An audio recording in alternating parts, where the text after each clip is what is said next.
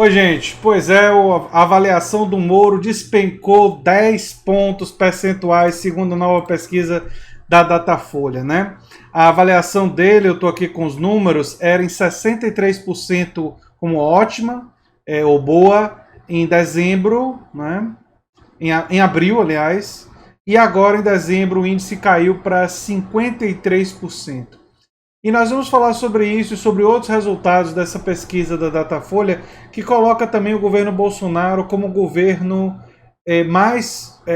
o pior governo avaliado recente, né? Pior do que o governo Dilma, Lula, FHC em seu primeiro ano, quer dizer, um governo com avaliação muito ruim. Nós vamos falar sobre esses números e vamos falar também sobre o que significa essa perda, pela primeira vez, uma perda significativa de avaliação do Sérgio Moro, que sempre desfrutou de uma cobertura muito positiva na mídia, e finalmente a Vaza Jato começa a atingir a popularidade desse ex-juiz, né? Se você chegou agora, o canal é a Nova Máquina do Tempo. Eu sou André Teixeira Jacobina, aqui a gente fala de política, de ciência e filosofia. E se você gosta do que a gente faz, tem links nas nossas redes sociais, nosso apoia-se no comentário fixado. Bem, vamos ver o perfil das pessoas que aprovam Moro, que é interessante, né? O perfil das pessoas que aprovam Moro são homens, idosos, ricos, do Sul, brancos, evangélicos e bolsonaristas, né? Esse é o perfil dominante daquelas pessoas que aprovam o juiz Sérgio Moro, né? Ele tem muita aprovação nesses grupos. E quem é que reprova o agora ministro, né? Eles apoiam o PT, são negros, funcionários públicos, moram no Nordeste, são jovens, mulheres e têm ensino superior. É interessante, né, que ele caiu tão drasticamente na pesquisa da Datafolha, mesmo ele recebendo uma cobertura em geral da mídia corporativa muito positiva, né? A mídia corporativa nunca deixou de ser morista. Enfim.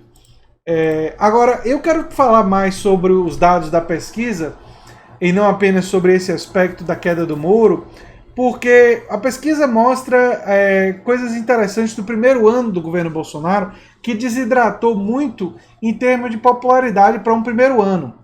Só para vocês terem uma ideia, 30% da população apenas considera o governo atual como ótimo e bom. Só para ter um pouquinho de comparação, a aprovação de Lula no primeiro ano de mandato era 42%, de Dilma era 59% e FHC era 41%. Lula acabou galgando uma popularidade muito maior posteriormente, né, chegando aos incríveis 83% de aprovação.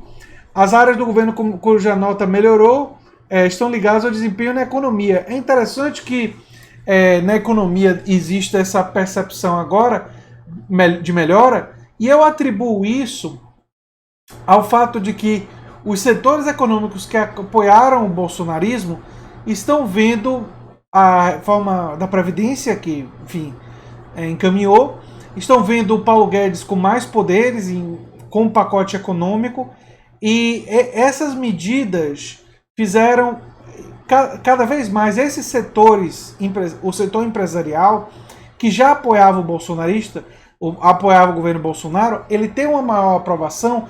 Por quê? Porque anteriormente, esses setores, no início do governo, eles estavam desaprovando, não porque eles não concordassem com a direção do governo, mas porque eles entendiam que o Bolsonaro estava sendo, e o seu governo, completamente incompetente para implantar essa agenda ultraliberal.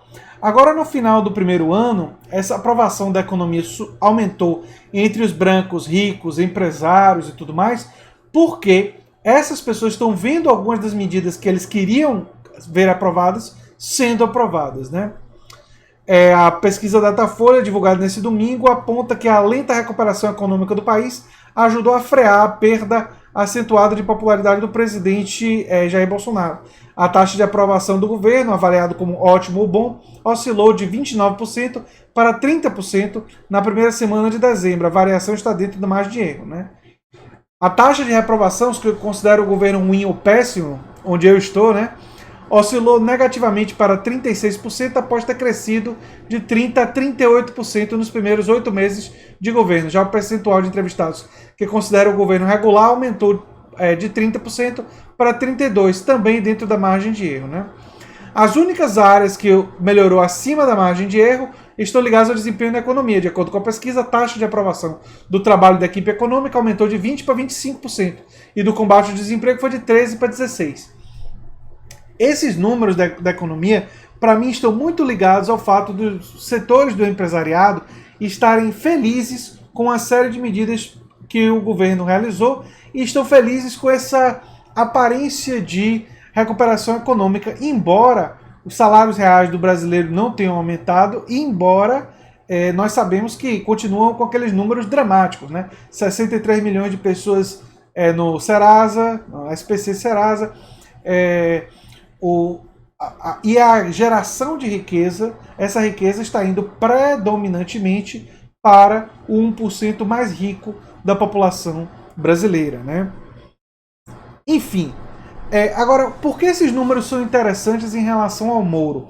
O Moro desfrutou até agora, e eu vou retomar o Moro aqui, o Moro desfrutou até agora de uma cobertura na mídia completamente favorável, desfrutou de uma popularidade muito grande, acima da popularidade do Bolsonaro. Todos nós lembramos disso, desde a época da eleição até depois da eleição. Essa popularidade estava acima do Bolsonaro, e ela continua bem acima do Bolsonaro, 53% é bem superior aos 30% que o Bolsonaro tem, mas ela é uma queda significativa. E eu atribuo essa queda fundamentalmente a duas coisas. Uma, o Vaza Jato, que finalmente teve um impacto, porque muitas pessoas começaram a perceber que era absolutamente insustentável, inclusive parte da direita já está reconhecendo que é insustentável defender a forma como o Moro conduziu as investigações, quando ele não deveria nem ter conduzido investigação nenhuma, ele era o juiz, né, não deveria estar conduzindo investigações. E isso gerou parte da perda de popularidade, mas a outra parte da perda de popularidade está conectada ao fato de que o ano dele terminou e ele não fez praticamente nada. A única coisa que ele propôs, que é o pacote anticrime, acabou de sofrer uma dura derrota na retirada de muitos dos aspectos mais duros do pacote anticrime que o Moro queria e que foram derrotados na Câmara. Vamos ver o que vai acontecer no Senado. Então, Moro, ele termina esse primeiro ano, muita gente já especulando que ele vai ser candidato à presidência em 2022. E tem gente que diz assim, será que isso vai acontecer mesmo? Eu não duvido. Sérgio Moro é uma pessoa que claramente é aquele alpinista social e de poder, ou seja, uma pessoa que quer fazer a escalada de poder.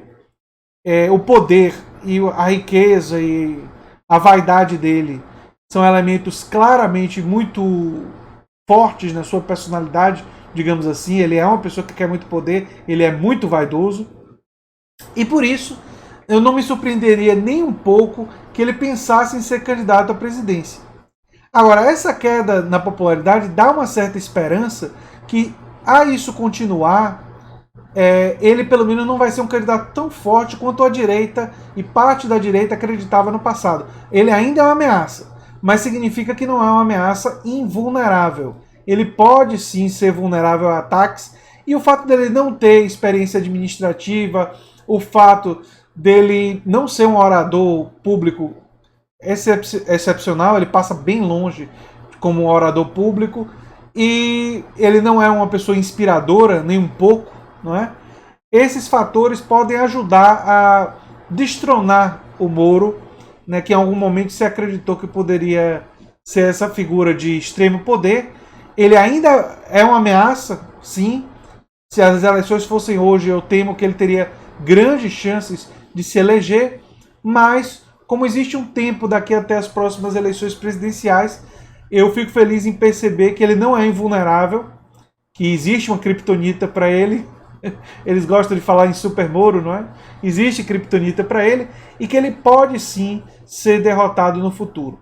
Mas para que seja uma alternativa de esquerda a derrotar Moro, ou bolsonarismo, ou Dória, ou Luciano Huck, A esquerda vai precisar de um projeto coerente de lideranças com histórico pregresso, capazes de galvanizar apoio popular, e vai precisar principalmente de um diálogo com a população para o convencimento da população em relação a reformas estruturais que o Brasil precisa realizar.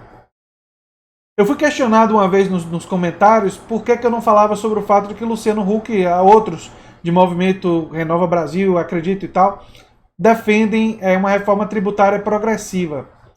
E é verdade, o Acredito e outros defendem uma reforma tributária progressiva.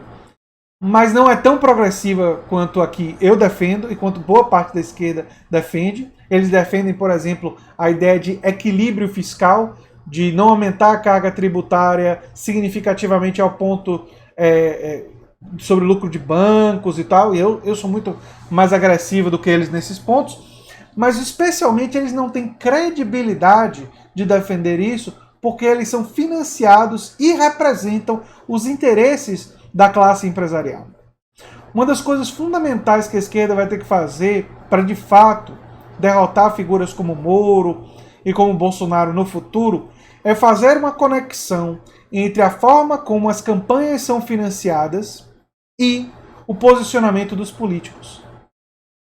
É defender o financiamento através de pequenas doações, como tem feito Jeremy Corbyn na Inglaterra, como tem feito Bernie Sanders nos Estados Unidos. É defender uma profunda transformação no sistema de financiamento de campanhas e conectar a corrupção ao financiamento de campanha. E mostrar como que o combate à corrupção, o verdadeiro combate à corrupção, passa por uma profunda reforma na democracia, no financiamento de campanhas, na forma como funciona a democracia.